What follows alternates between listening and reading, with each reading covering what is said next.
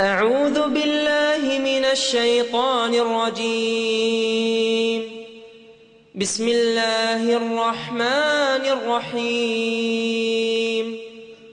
وآية لهم الأرض الميتة أحييناها وأخرجنا منها حبا فمنه يأكلون وجعلنا فيها جنات من نخيل وأعناب وفجرنا فيها من العيون ليأكلوا من ثمره وما عملته أيديهم أفلا يشكرون. سبحان الذي خلق الأزواج كلها مما تنبت الأرض ومن أنفسهم ومما لا يعلمون. وآية لهم الليل نسلخ منه النهار فإذا هم مظلمون. والشمس تجري لمستقر لها ذلك تقدير العزيز العليم. والقمر قدرناه منازل حتى عاد كالعرجون القديم. لا الشمس ينبغي لها أن تدرك القمر ولا الليل سابق النهار وكل في فلك يسبحون. I want to remind you or tell you that this revelation, the Qur'an, was revealed 1424 years ago to an illiterate. That means a man who had no schooling, a man born in the desert, an Arab, chosen by Almighty God to receive a revelation, a man like Jesus, a man like John the Baptist, a man like Zechariah, a man like Isaac, a man like Ismail, a man like Moses, a man like Abraham, a man like Noah, a man like Adam, alayhi salam, peace and blessing be upon him. A man, a messenger, and a prophet. Now this Qur'an that he recited is recited by 1.4 billion people in the world and memorized from cover to cover, 6,626 verses by literally millions of Muslims. Not a few, but millions. And it is the ambition of every Muslim to have a son or a daughter in their life that memorizes this entire book. So it's not a phenomenon, except that this book was memorized and preserved in the life of the one that received it from God.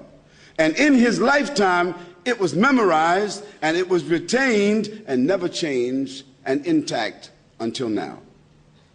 Look what it says.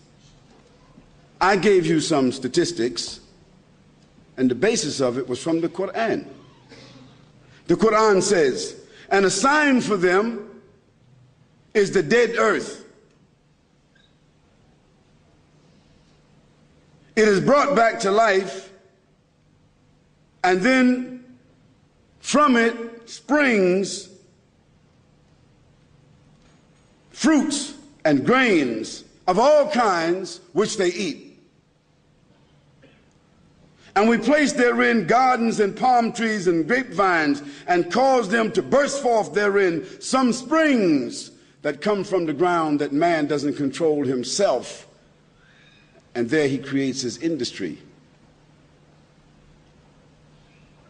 that they may eat of the fruit created by God, and their hands have not produced it at all. So will they be grateful? Exalted is he who created all life in pairs. So the Qur'an establishes that everything in life has been created in pairs, whether plants, whether animals, whether insects, whether fish or bacteria. Has science ratified that everything in life has been created in pairs? Yes, the Qur'an said that 1,424 years ago. And of course, the Prophet Muhammad, peace and blessing be upon him, he wasn't a botanist. He wasn't a geologist.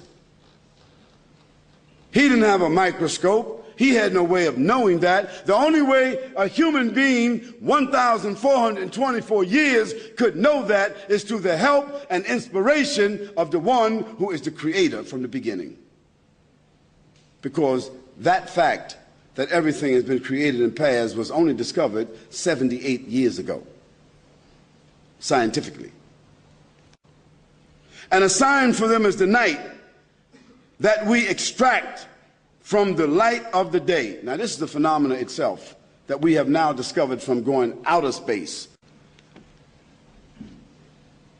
Dear brothers and sisters, all of this is to establish in your minds, all of this dialogue, all of this evidence, all of this proof is to clearly establish in everybody's mind here that you and I, nor all of us together, nor all the human beings in other places throughout the earth, none of us individually, endowed or unendowed, intelligent or unintelligent, educated or otherwise, rich or poor, black or white, male or female, none of us are benefactors.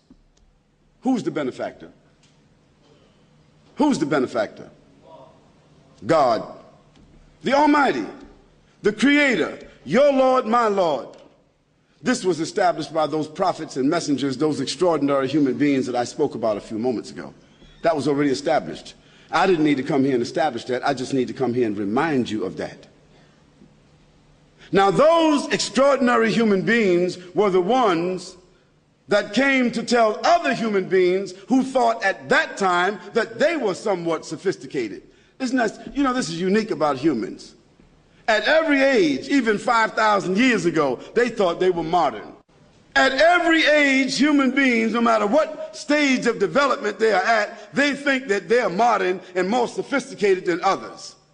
This is the nature of human beings.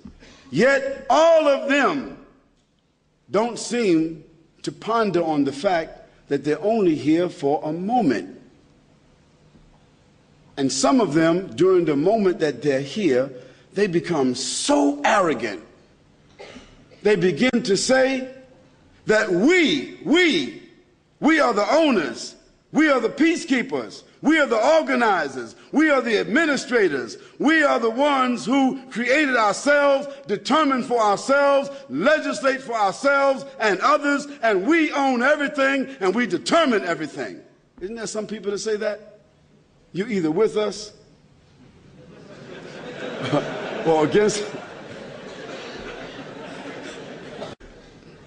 And don't give man a few tools that he can use, a few things that he can throw or some missiles that he can shoot. He really becomes arrogant. Then when Abraham went to Pharaoh and talked to Pharaoh, Pharaoh told Abraham, "Why should I worship your God?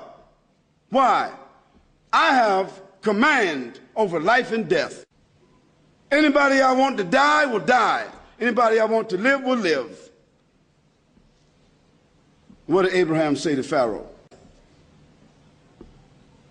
The one you kill, bring him back to life if you got power. And if you got some power, when the sun sets in the west, you cause it to rise and make it set in the east.